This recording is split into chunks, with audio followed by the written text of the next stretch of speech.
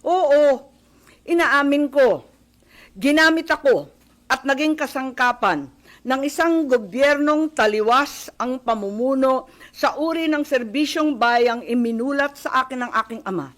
Ito ang gobyernong nangako na pagpapatuloy ng nasimula ni PRRD, ni Presidente Rodrigo Roa Duterte, ngunit naging simula ng pagbagsak ng ating bansa. Hindi nila kayang sirain si Inday dahil hindi siya gumawa ng ikasisira ng kanyang pangalan.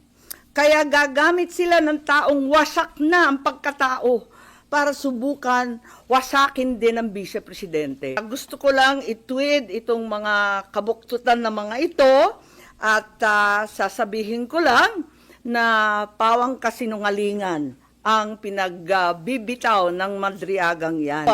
December 14, tsaka lang nag-withdraw at umatras si Bongo bilang presidente. Kaya gusto ko lang itweet itong mga kabuktutan na mga ito at sasabihin ko lang na pawang kasinungalingan ang pinagbibitaw ng Madriagang yan. Kung meron mang itinuro ang kasaysayan sa isang Marcos katulad ko, yun ay maging tapat sa bayan at sa iyong prinsipyo. Hindi nila kayang sirain si Inday dahil hindi siya gumawa ng ikasisira ng kanyang pangalan. Kaya gagamit sila ng taong wasak na ang pagkatao para subukan wasakin din ang vice-presidente. Oo, inaamin ko, ginamit ako at naging kasangkapan ng isang gobyernong taliwas ang pamumuno sa uri ng serbisyong bayang iminulat sa akin ng aking ama. Ito ang gobyernong nangako na pagpapatuloy ng nasimula ni PRRD, ni Presidente Rodrigo Roa Duterte, ngunit naging simula ng pagbagsak ng ating bansa. Kahit kailan, hindi ko kinonsinti at wala akong balak konsintihin ang kapatid ko.